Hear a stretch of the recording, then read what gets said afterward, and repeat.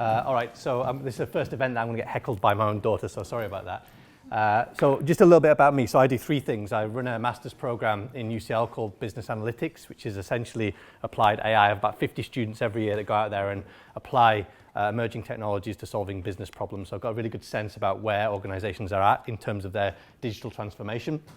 I run a company called Satalia, which you'll learn about in a bit, which is about 100 people distributed across Europe, and we build AI solutions for some of the world's biggest organizations. And I get to travel the world educating politicians and academics and business leaders about what the future might look like and how we might be able to mitigate some risks that we foresee. So we're going to talk, the talk's going to be split into three parts. So we're going to talk about AI. I saw that lots of people claim that they knew what AI was. I'm going to try and demystify some of the terms around AI. And please challenge me on these terms as well. So we're going to define what AI is. And we're also going to talk about how Satalia defines and thinks about decentralization. And I'm also going to talk about what Satalia's long-term aspirations are to essentially create a decentralized world. All right, before we get into AI, I want to take you through this technology stack. And I usually make this very interactive. So the first question I want to ask you all is, what is data? Can anybody tell me what data is? What is data? Don't be shy. Data? I'm sure you've all heard the word data. Some people might even use data. Huh? No? It's not quite information. Information is there. That's there. Huh? Yeah, good. So it comes from the Latin word datum, which means given things. It's stuff. It's the fabric of our universe. It's ones and zeros. It's bits and bytes. So if I say to you 210280, what is this? It's data. So if I say that it's a date of birth, then it becomes information. So data is information is data in context. So let's get you warmed up. I'm sure you can. What does this probably say? Okay, if you're normal, what does it probably say? Okay, great. And what does this probably say? Okay, great. You can see that the data that's entering your eyes, the stuff in the middle is the same, but you're giving it a different meaning based on its context. And maybe this will work. But if I tweeted right now, my laptop is sick, I'll do the arm movement. My laptop is sick. What does that mean? You're all cool. Huh? What does it mean? It means it's very good, yeah. Or it could mean that it's broken. And if I asked you what this said, what does this say? What does it say? John read the letter. Anybody else? John read the letter to Mary. Well, I want you to picture in your mind the scene. John read the letter to Mary. John read the letter to Mary. What picture do you have in your mind? John read the letter to Mary.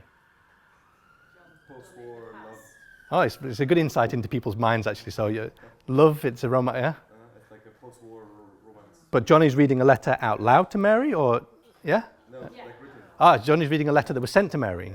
Okay, so some people might have a picture in their mind of John reading a letter that was sent to Mary. Others might be reading a letter out loud to Mary. If I said to you that they're learning the alphabet and I said John read the letter A, B, C, D to Mary, or I said that the book is called The Letter to Mary and that John is reading, or there's a book called The Letter that John is reading to Mary, or this can actually, John could be reading the letter of the law to Mary. This can be interpreted in over 13 different ways, and we will all go away with a picture in our mind of what we think is correct, and we're probably wrong. And one of the goals of my talks is to try and convince you all that humans are rubbish. Okay, that's my goal.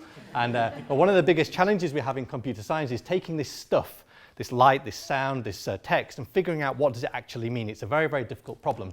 And humans used our statistical experience to try and disambiguate the world. And we're starting to get computers to do that quite well now. All right, let me give you a spreadsheet. All right, the spreadsheet has three columns. There, you have a column which is the date, a column which is the temperature on that date, and a column which is a number of ice creams I sold on that date. So date, temperature, ice cream sales. What do you do with that spreadsheet? It's information, it's contextualized. What do you do with that spreadsheet? Date, temperature, ice cream sales. To predict the sales of ice cream. Okay, so we can try and find some patterns. So maybe we'll draw a graph, and if we had along the bottom, we had the increase in temperature, and along the y-axis, the number of ice cream sales, what would our graph look like? You can all do this. Great, we see some of the sort of trend going upwards. The hotter it gets, the more ice creams we sell. This is called descriptive analytics. What we're doing is we're organizing information to know things about the world. And we can do something really cool now, which is what everybody's excited about. We can do predictive analytics. We can put a line through it. And now what we have is predictive power. And so if tomorrow is 22 degrees outside, I can look at my model, I can look at my graph, and I can see how many ice creams I need to manufacture, even if I've never seen that temperature before. So I'd argue that knowledge is organizing information to know things about the world. We know that we sell more ice creams when it's hotter. But knowing something is different to understanding it. So can anybody tell me why we sell ice creams when it's hot outside? Why do we sell ice creams when it's hot outside? Because people buy them. Huh? People buy them. So I'm inside, it's hot outside. What's the first thing that usually happens in the UK? And why do we go outside? Huh? Because why do we go outside? We like the sun, we like getting warm, and then what happens? We get hot, and then what happens? And then what happens? Then we buy an ice cream, we take our clothes off, we do different things. What do we do with the ice cream? Put it down our pants, huh? What do we do with the ice cream? We eat it. And why does eating an ice cream cool you down? Yeah, okay, so it's thermodynamics. To expect a computer to understand that narrative from this line is impossible. It doesn't understand that people like to go outside and we like to get warm, we can cool ourselves down in different ways. So that's why it's really important to bring the people who have domain expertise together with the people that are really good at finding patterns to interpret the world, to create the right narrative around those patterns. Because the person that looks at your graph, this model, is going to say, Daniel, your model's wrong. Because if tomorrow is the hottest day ever, scorching hot, what will my factory do? What will my graph tell my factory to do? If tomorrow is the hottest day ever, it's going to make lots and lots of ice creams. But what will really happen if tomorrow is scorching hot? Nobody's going to go outside. You're not going to sell any ice creams because it's too hot for people to reach one. So the model looks more like this. It's really important to bring the people that have domain knowledge together with the people that are good at finding patterns. Ultimately, what we want to do is we want to understand the world perfectly so we can make decisions. In this case, we want to decide how many ice creams we need to manufacture. And I would argue that wisdom is utilizing our understanding of the world to achieve some sort of objective. Anybody that touches this stack is calling themselves an AI company. I'm going to try and dispute that in a minute. But it turns out that a lot of decisions that get made are being made by humans at the top. And I would argue that humans are terrible at making decisions. I don't know if anybody has read the book Thinking Fast and Slow by Daniel Kahneman. Highly recommend this book. Daniel Kahneman is a Nobel Prize-winning economist, and he said that we have a fast brain and a slow brain. There's some things your fast brain good at, some things it's bad at, and vice versa. So if I say to you, what's 2 times 2? What's the answer to that? You can do that. What's 2 times 2? Okay, what's 14 times 763? So the first one was your fast brain, the second one was your slow brain. And if I asked you what colour this was, what colour is this? Okay, and what colour is this? Okay, it's the same colour. I promise you right now, the same coloured light is going into your eyes, but you're going to perceive them as being different based on the context. So I promise you they're the same colour. No matter how long you look at this thing, you'll always see them as being different colours. This is your fast brain making a fast decision. And if I always get this one wrong, but if I asked you, what colour is this? Blue. Okay, what colour is this?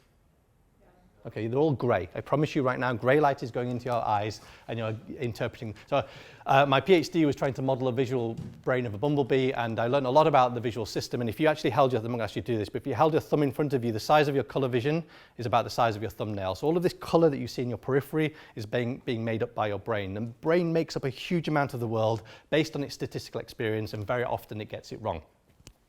So I'm going to ask you a few maths questions now. I know it's late, you might have some too many apple spritz, but if I asked you to answer these maths questions as fast as possible, so it's really important you answer these questions as fast as possible, because if you don't, then your competitors are going to beat you. So the first question is this: the combined price of a bat and a ball is £1.10.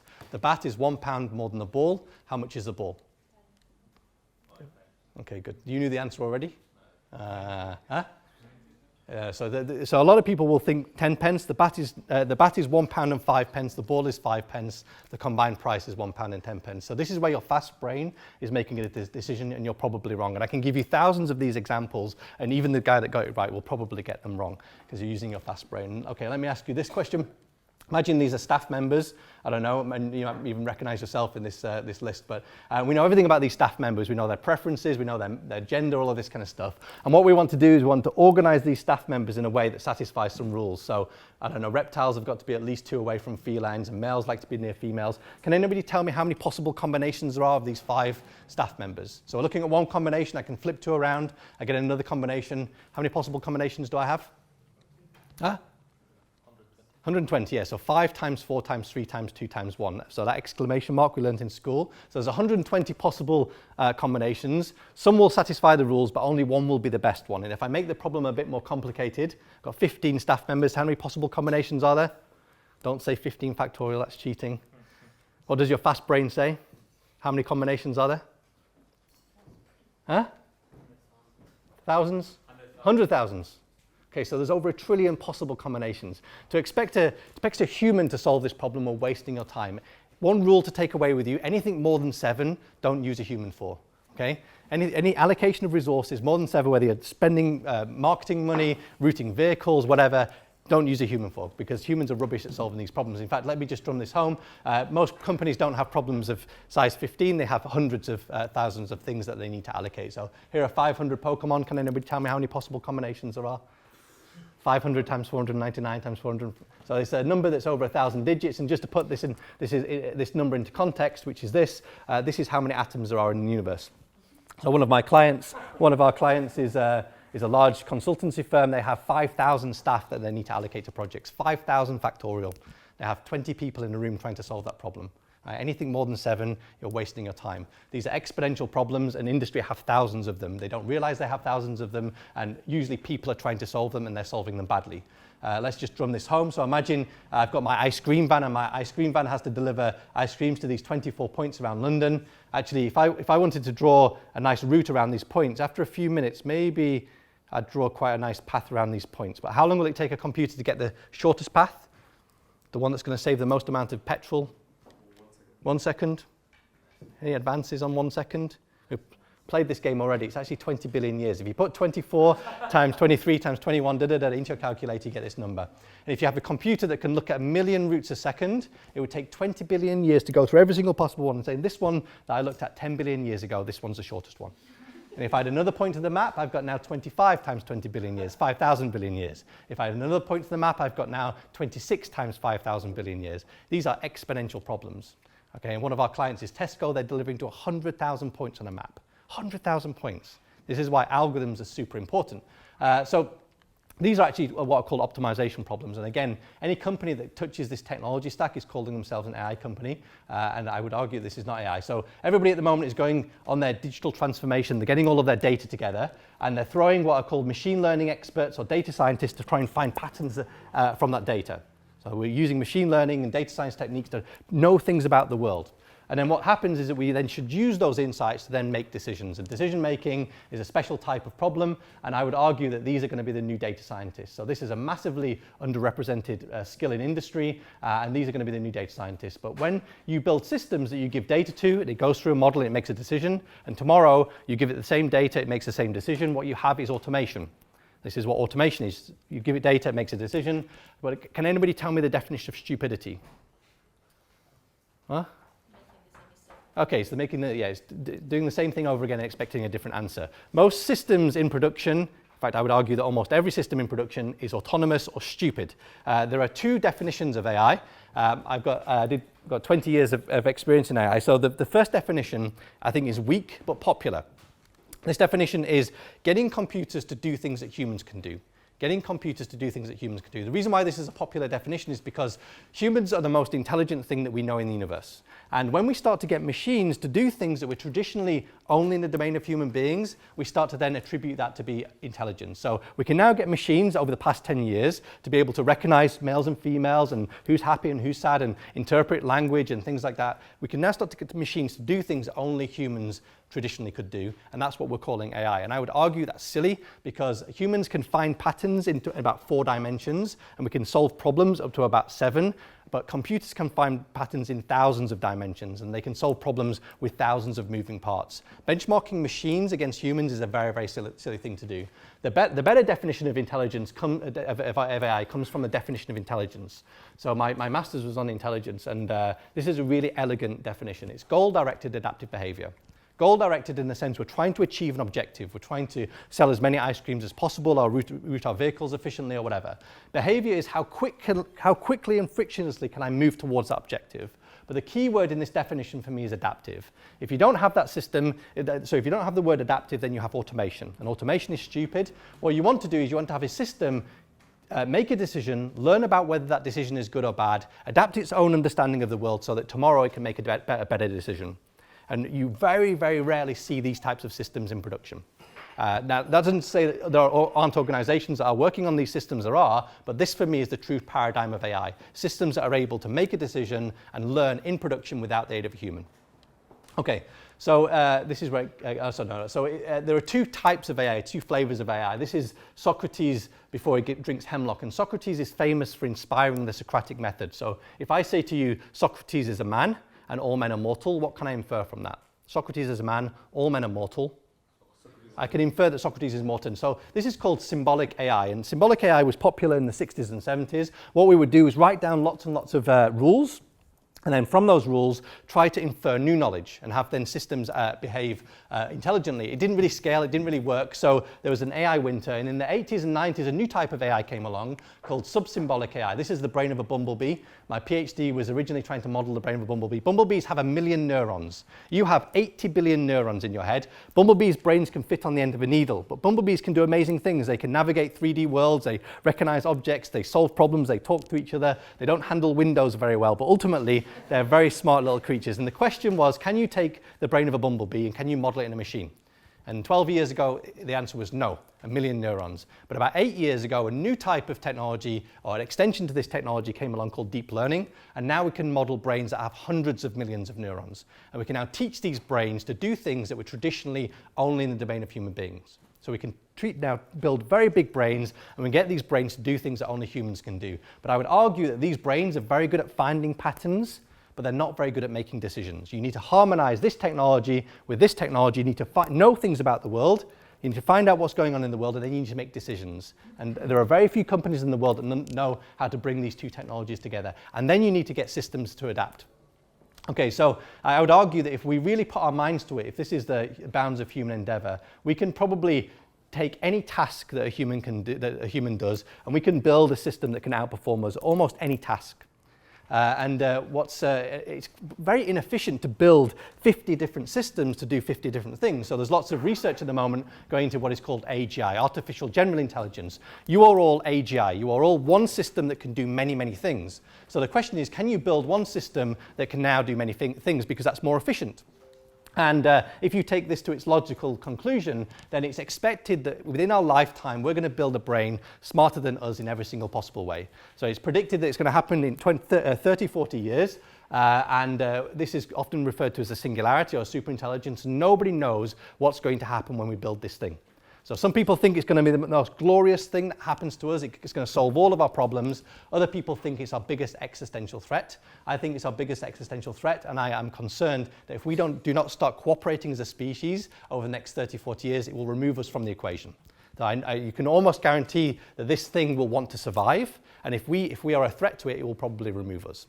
And I want to make sure that when it does come, that we are not a threat to it. And I've got some ideas about how to solve that. In fact, actually, Elon Musk and some other people will claim that this has already happened. I'm going to diverge a little bit. But if you look at the size and the age of the universe is very big and it's very old. There's a concept called the Fermi paradox, which is the mathematical likelihood of there being intelligent life in our universe is high. The mathematical likelihood of that intelligent life reaching a point technologically where it builds a superintelligence is also mathematically very high. And if you build a system that can understand space and time and physics and all this stuff infinitely faster and better than a biological system, then the paradox is that when we look into the night sky, we should see a universe teeming with life. We should see evidence of life. But when we look into the night sky, we don't. And the hypothesis is that we're living in a simulation created by a superintelligence in a different universe. There's a 1 in a billion chance that this is not a simulation. Okay, this is very, very likely a simulation. And there's some concepts in quantum mechanics that suggest that this is a simulation that I can try and answer in later if you want me to answer it. Anyway, this is called simulation theory. Very interesting, keeps me awake at night. Before we build a superintelligence, we're having to build systems that are making decisions about our everyday lives. So I'm sure you all heard of this before. This is the trolley problem. So I'm in my driverless car. In front of me is a kid. To the right are 2 adults, and to the left is a cliff. And the car can't stop. The kids ran out, the car can't stop. Who does the car kill? So who would kill the kid?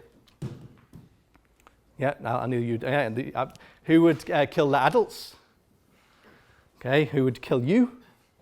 It's a difficult question. Philosophers have been pontificating about these things for 3,000 years, and the reason why we can't agree is because we haven't agreed as a species what our objective function is. We haven't. So, for example, if the objective function was to maximize life expectancy, then you would calculate that you need to save the kid probably over the adults. If you're in India and you've got a cow in front of you and a dog, what do you kill? Dog. And if you're in the UK and you've got a small cow, let's say, and a dog, you kill the cow. So even the culture will determine the decision. And actually, I heard that one day we'll have an ethical setting in our car where we determine that we want to kill grandmas over cats and things like that.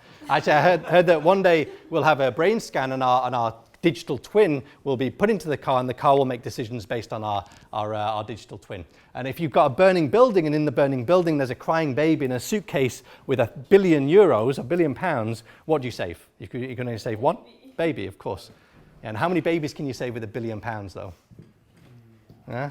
Lots and lots and lots of babies. So if you built a robot and you gave that robot the objective function to maximize life expectancy, then it'll go and save the money, because it'll say, Daniel, I can invest that money into curing malaria, I can save lots more babies. So you have to be very, very careful about how we design these systems and the objective function that we need to build into it. So this is called ethical AI, explainable algorithms. I won't bore you with that. Right, I'm just going to divert slightly, talk about innovation. So this is and I'm sure you work in companies that don't have any of these problems, but this is a hierarchy, and hierarchies breed certain types of relationships. It's not a picture of Satalia, though. I think most people do sell drugs to each other, don't they, Batu? So this is I think that this is broken. This is not the most conducive structure for innovation. And what we're trying to do, so I would argue that over the next decade or so, this technology that I just described, will be a commodity. All of this actually will be free. We already have access to cloud computing and lots of data. We already have access to all of the free tools that you need to find all of these patterns from your data. And at some point, somebody will commoditize optimization. Somebody will commoditize self-learning. The next big battleground for companies is not technology, it's talent. How do you attract and retain talent to get them to build innovations that enable your organization to adapt to a changing world? If you're not adapting faster than another organization, then I would argue that you're less intelligent. And actually, Steve Jobs has a very, very good definition for innovation. He said, innovation is creativity that ships. And the most important word in that definition is the word that. That is the process of generating ideas and getting them to the point where somebody's willing to pay for them. That process is long and hard and painful, and an organization needs to learn how to shorten that process so that they can adapt more quickly to a changing world. And to be able to adapt quickly, you need to build innovations. And to build innovations, you need to motivate your talent. And there's a very good introductory book on motivation by Dan Pink. He said there are 3 things that motivate people: autonomy, mastery, and purpose. So autonomy is giving people the freedom to do whatever they want, and mastery is giving them the ability to become really good at what they want, and purpose is giving them something higher to align themselves with. And he would argue that there's a small p purpose, which is feeling like the things you're doing every day are aligning with a bigger purpose. And so the first challenge for an organization is, how do you attract talent? And I would argue that if you are, I ask people, how sexy is your brand or your industry, and how interesting or challenging are problems? If you're not sexy and you don't have interesting problems, you're not going to attract talent. If you're sexy and you've got interesting problems, you'll attract talent and they will stick. And if you're deficient in one of these, you'll attract talent and they'll churn. They'll leave after a few years. And that can be more dangerous to an organization than not being able to attract talent at all. It's really important that you're honest with yourself, because that will determine whether you build out your own AI team, you work with Satalia, or whatever. Once you've attracted talent, or once you've solved this problem, the next challenge is, how do you create an organizational structure that enables your talent to thrive? And over the past decade or two, we've seen a flattening of organizations, a removal of middle managers, thinning of organizations because new technologies allow us to communicate, blah, blah, blah. But I would argue this is still broken. So Satalia is 100 people at the moment. And my aspiration is to try and build a completely decentralized organization. I have to admit, we're a long way from that. But our aspiration is to build a new operating system for a company that operates much more like a swarm as opposed to a hierarchy. And so maybe just to give you an idea, so in Satalia we don't have any managers, or we don't have any fixed hierarchies, we don't have any KPIs. People are free to work wherever they want, however they want, whenever they want. We even go so far that a few years ago we asked people to make public recommendations for their salary, and then everybody votes on whether those salaries should be reduced or increased or kept the same. And we use machine learning to determine how many votes one person has for another. So if I've worked very closely with you and I'm knowledgeable about your domain, then I should have more of a say of your salary than somebody else. So I had interns voting on my salary, and I had interns voting on other people's salaries that were more weighted than me. So the question is, can you create an architecture, an organizational structure that decentralizes decision making and enables a swarm-like organization to move towards a common goal? And that is a very hard problem. It's a problem that Satalia is trying to solve. I won't bore you with how we're trying to solve it, but it's not very exciting. I won't bore you with this either, because I'm going to wrap up soon. But this is where it identified a bias in gender. So there's females that are making recommendations for their salary that were clearly undervaluing themselves. And what happened is the rest of the organization solved it. If in a traditional organization, if a female is not negotiating their salary, then the manager's like, great, I've got more budget to go and spend on more things. Okay, this is what traditionally happens, and we want to remove those biases through decentralized decision-making augmented with AI. Okay, so there are a couple of problems with this, is that the world is moving towards more of this kind of surveillance, what you might call surveillance capitalism, where we are monitoring more people, and in organizations, I know companies that are starting to use biometrics. This is not a ring, this is capturing my location and my temperature and my heart rate. There are organizations that I know are giving biometric devices to their employees to collect data about how they're working, so that ultimately they can start to make better decisions about whether they should have coffee in the morning, whether they should be working in those teams and things like that. My concern is that if you control those algorithms, then you can control those people. And I'm sure that all of you have seen the Netflix series Black Mirror. This is an episode from Black Mirror. I'd highly recommend that you go and watch Black Mirror. This episode is called Nosedive, and Nosedive it's an episode, it's a dystopian future where all of our interactions are rated. So you'd be rating me out of 5, and I'd be rating you back out of 5. You'd be rating the taxi driver and the person that served you the drinks. And what it does is it creates this social score.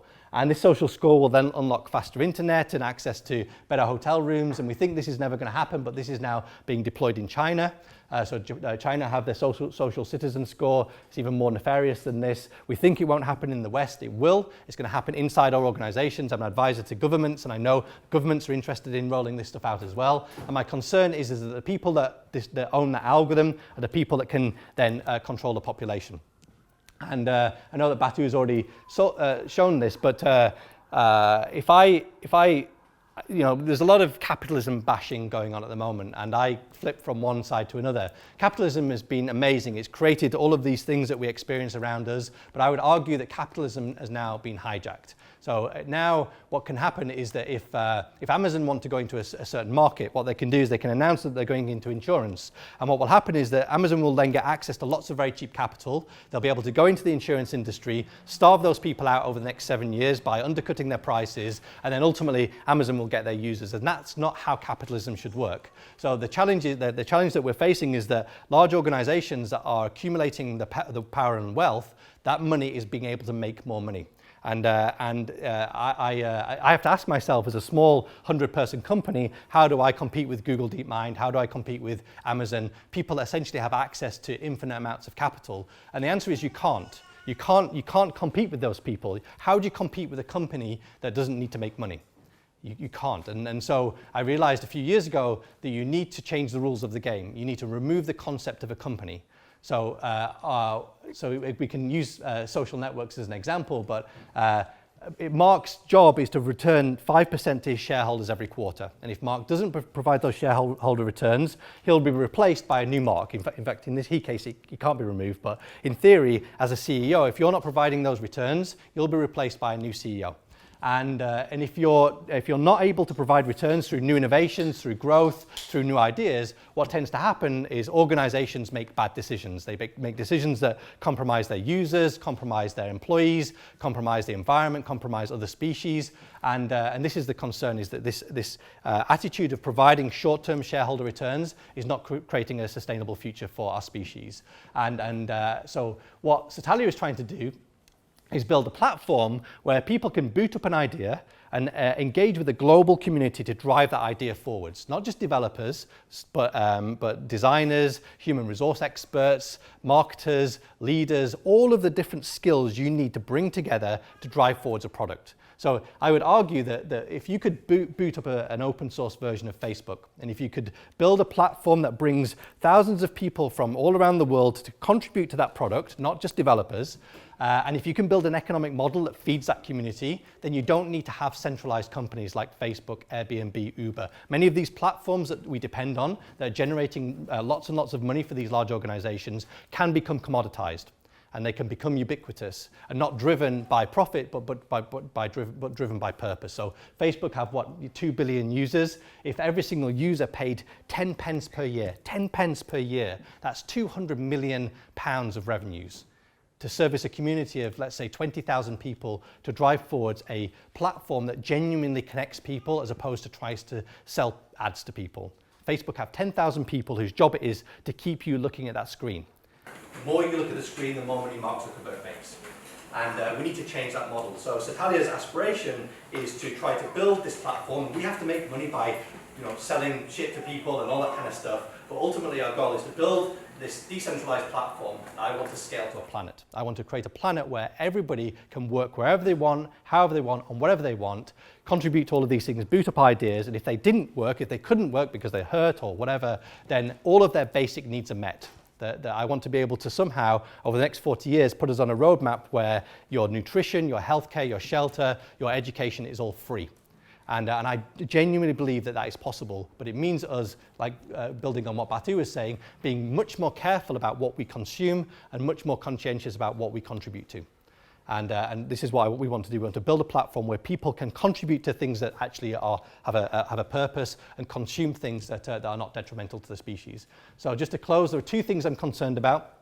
One is called the economic singularity. The economic singularity is predicted that in the next 15 years, so over the next 10 years, AI and these technologies are going to create a lot of growth. They're going to free people up from tasks. They're going to enable people to do more interesting things. But because of this drive to save money, what will happen is that companies will get to the point where you're freeing up whole jobs. Because that's a very, very good way of saving money. And when you start to free up whole jobs very quickly, you then can create a lot of social unrest. And I sit on a number of think tanks, and the prediction is in the next 15, 20 years, this could cause a lot of social unrest because our economy is not set up to deal with this. So that's the first thing I'm concerned about. The second thing I'm concerned about is if we are still fighting over GDP, if we're still fighting China and America over these resources, and if this superintelligence comes along, which is predicted to happen in the next 40 years within our lifetime, if we're still fighting over this stuff, then I would argue that this thing will probably want to get rid of us.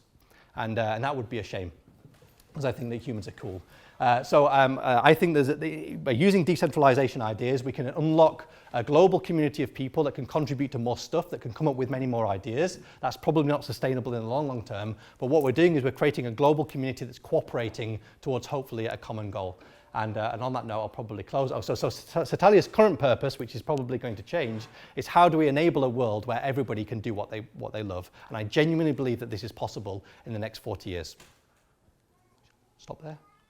Yeah. Okay. That's what